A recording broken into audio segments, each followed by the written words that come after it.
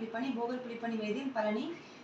இப்போ வர கோடை காலத்தில் வந்து கர்ப்பிணி பெண்களும் குழந்தைகளும் எந்த மாதிரியான டிப்ஸ் எல்லாம் ஃபாலோ பண்ணால் அவங்க உடல் வந்து நல்லா ஆரோக்கியமாக இருக்கும்னு இப்போ பார்க்கலாம். முக்கியமாக வந்து கர்ப்பிணி பெண்கள் வந்து அதிக வெயிலாக இருக்கிற டைமில் வெளியில் போகிறத தவிர்க்கலாம்.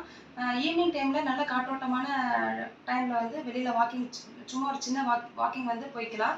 அதே மாதிரி பார்த்தீங்கன்னா அவங்க வந்து நல்ல டைட்டான ட்ரெஸ்லாம் அணியாமல் நல்லா ப்ரீத்தபிள் கிளாத்ஸ், அதாவது வந்து காட்டன், லினன் இந்த மாதிரியான ஆடைகளை வந்து அணியிறது ரொம்ப ரொம்ப நல்லது.